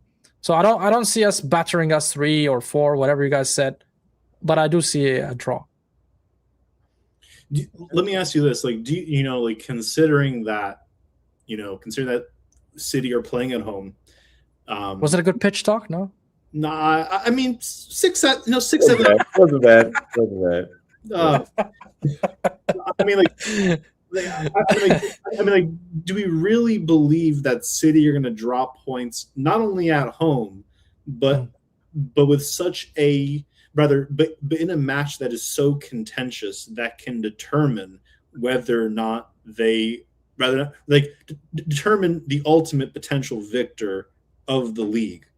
Like that's what I struggle to, I guess, justify. Like, just because, like, we have seen a City squad, relatively depleted from squads of previous years, but are still able to kick it up a gear, right? Like, City have been kicking it up a notch over recent. We have not shown that we can kick it up a gear. Yeah. Like, that's what I have a lot of concern with, and I just truly cannot see a world where we can, rather, like, where they would drop points at home, let alone lose all 3 points when we haven't beaten them at home since like 2015. Yeah. The thing That's is, true. right? The thing is, with City, this is an ultimate must-win for them. I know the term must-win gets thrown around lightly, but this is a must-win for them. They usually win their must-wins. That's right. They had a must-win at Anfield. Bernardo Silva himself came out after that game and said, we knew if we lost this game, the game would have been over. They went to Anfield and won. We have seen them going to Anfield with better teams and lost. So when the task is at hand, they usually deliver. But it wasn't a bad pitch. I mean, you may have taught me down from a 3-0 to a 2-0. No, but on a serious note, I think, you know what? I know that the players are knackered. I know that they're running on fumes, and that's because of Arteta. I don't want to get into it because of the poor management from Arteta. But pull up your big boy pants, pull up your socks, and go and fight. That's all I'm asking as a fan. right? You go there and you die on that pitch. You fight until the last minute. You don't roll over. You don't bend over, right? That's what I don't want to see, like I saw in the final. I don't want to see that. I don't want to see what happened in Nottingham Forest or Bournemouth. I don't want to see that. This is, like I said, this is a defining moment for the players, for the club. I don't want to go for another season with hopes and all that stuff, because I don't think those players will stick around for long if we don't win any kind of silverware in the upcoming game. So an upcoming season. So this is why I'm saying it is a moment where the players like Rice, Saliba, Gabriel, I think Eze in particular, I think he will be one of the most important players in that pitch. I think they will try and do what it takes. However, the manager, he could fumble, he could bend over, because like I said, he's a con man, Pep disciple. And Waffle Don, it's not over, buddy, until it's over. This is what I'm gonna tell you. It's not over until it's over. You ever played ball? You ever been knackered and kicked ball against a team that knows how to move the ball well? Yes. It don't feel good, bruv. This is the worst team. I never said it's pleasant. But but that's what I'm saying. This is the worst team to be knackered against, because no one knows how to move the ball quicker with more efficiency than this bunch. So but here's the thing, Taryn. I know that Arteta has been, had multiple opportunities, like the doc mentioned, to go and build that gap and seal the deal earlier in this season. I know that. I'm not that naive that I don't see it. But the thing is, even yesterday when I saw you in the show with Rashid and them, I mentioned why the head lost before, and he put that comment, and one of you guys, I think his name was it Taryn? I can't remember his name. The one in the right bottom corner. He said, kick this guy out. I mean, not even necessary to argue with him. But what I'm trying to say is, look, the manager's not going to be changed right now. The players are going to remain the same players, right? I wanted Arteta out since 2 seasons ago. Mm-hmm. So it's not going to help for me to lose my head right now, right? Where I know there's, even if it's 1% probability that we can win it, even if it's 1%, I'm going to back my team. And obviously, if we do lose the league or whatsoever, or the game, I'm going to go all nuts on them, bro. Yeah. All crazy on them. Would you wait until the entire house is engulfed to call the fire department, or just one room? Look, I know there's a lot of, there's that fire that's going on, but I'm gonna try to put I'm gonna try to put that fire. So this is the head loss. This is because we can see the fuckery coming, so we don't need to wait until the house is entirely up in flames. We see the fire, we know we can't contain it, so get the fuck up out of there and call the fire department. It's not that the head loss is not premature. I promise you, we're not crumbling. But factually, hold on the term. But factually, we're still on the title race, right? Factually, we're forget about your opinion, forget about my opinion, forget about the doc's opinion. Factually, we're still first. We're still on the title race. Yes, it's hard now to win it because we effed up a lot. There's no doubt. I'm not arguing that part. What I'm saying is, so there's still a chance. You know what you're doing? Even if it's small. You know what you're doing? You're singing from the Top Guna hymn sheet, and now it's the hymn you're at. Where it was 9 points clear. And we're 6 points clear, and then the next hymn is we're still top. Then the following hymn after we're still top is we can still catch City. The next hymn after that is we'll get them next year. Not having to go with you, but that's what I'm saying. You're singing from that hymn. Yeah, it's fine. It's fine. I am old. I have heard this before. I have. No. It's not that. It's not that, Taryn. Look. Psychologically speaking, I know for a fact that we've not been looking good on the pitch. 100%. There's no single Arsenal fan that watched Arsenal for the past 10 games and said that we've been playing good. And if you're saying that, then you're completely delusional, right? But what I'm trying to say is putting that kind of negativity, right, on yourself specifically, and also which will cascade towards the fan base and all. It's not going to help either, right? It's not. Yes, we can criticize. We can criticize the manager. We can criticize the player. We can criticize the bad moments. 100%. I'm not saying be optimistic and it's all rosy and flowers. I'm not saying that. It's not. It's been 2 decades I've been waiting for a fucking trophy. So listen, I'm also running on fumes when it comes to patience with my football club, right? But I'm trying to say, okay, you know what? We're gonna give it a try. If we do win it, I'm gonna sit here and clap and enjoy that trophy. If not, I'm gonna, go nuts. Emergency meetings, safety stand downs, if you want to call them, and I'm gonna go berserk on Arteta and the board. That's all I'm saying. I wouldn't go prematurely. That's it. Yeah. So the doc is into politics and all that. Like, when election night, they don't wait till all the votes are counted. They can do projections. From Football Rig County, it's heavily votes this way. He has an 80,000 count vote lead, and there's 60,000 vote left. So they make a projection. I've seen Arteta throwing enough trophies away. I have never seen Man City bottle a title. Never. The only titles they haven't won is they had a bad year all the way through, and Liverpool did Liverpool things.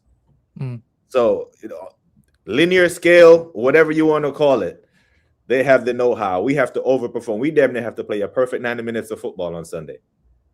100%. And I'm not disputing that. That's true. And I don't think we can.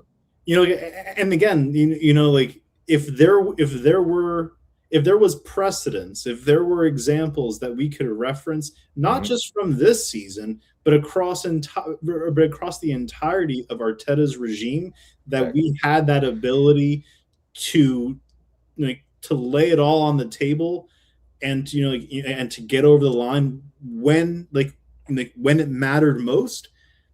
I don't think that perhaps Taryn or myself would be saying what we are saying. And I don't think a lot of the fan base would have as much doubt. But that's where the problem lies. There has not been any established precedence under this manager that he has what it takes to get over the line, to get a result when we need to get a result. So, again, if I was a betting man, and you won't find me ever at a casino, but if I was a betting man, I'll be betting based off of the last 6.5 years of precedent that Arteta has not been able to get over the line when it mattered most. But inversely, in City's perspective, they have done just that. They have, and they have done that in various scenarios. So there's not much. I personally cannot find any hope in this manager by virtue that he has not given me anything to be hopeful for. So so the onus is on him to prove that he has what it takes. The onus is on the squad to prove that they have what it takes. And I agree. And I totally agree with that. I'm not saying that it's on the fans. No, the fans did their part. I mean, we're supporting the club whatever way you guys support the club. But at the end of the day, I just have this belief that with the positive mind, they can achieve better, or there's a chance they can do better than going at the task with negativity in their head. That's all I'm saying. This is all I'm echoing right here. All I would say to that end is if the players are if the players can, you're saying they're fragile. Well, to that end, if the players are hearing the negativity within the fan base and it's affecting them, then they are just as soft as the manager. Because again, they should be drowning out every other voice outside of themselves. They should be drowning everything out. They should be able to play to their abilities, and we know that they have. We know that the majority of them do have the ability to play, but at the end of the day, we still have to account for the very heavy and massive Arteta tariff on this squad. There are players within this squad that I believe are massive deadweights, like Odegaard and 29. But then there's the deadweight that is the manager that is not allowing these players to to play on the field with the freedom and license to roam, to be able to generate that individual brilliance, because that's what we. That's what we. You know what, Doc? I'll do even one better. Sure. If we win the league, I'm not assuming we win the UCL because I don't think we will win it. If we win the league, I would still want Arteta out. How's that? Wow. Love to hear it, Sammy. Right? No, I'm just telling you, I'm not the guy who's here like an Arteta fanboy. Like, hey, I support Arteta. No, I wanted the manager out since a long time because I don't believe in this kind of football that we're seeing. But I'm just backing Arsenal Football Club. I'm not backing Arteta. I don't know which part of that you guys couldn't really understand with my point. I know that I'm throwing a lot of optimism there, but what I'm saying is I believe in my team, not Arteta. I believe in Arsenal Football Club. This is the club I support. I don't support Arteta. I don't support any single player of the football club. I support the entity of Arsenal Football Club. That's all I'm saying.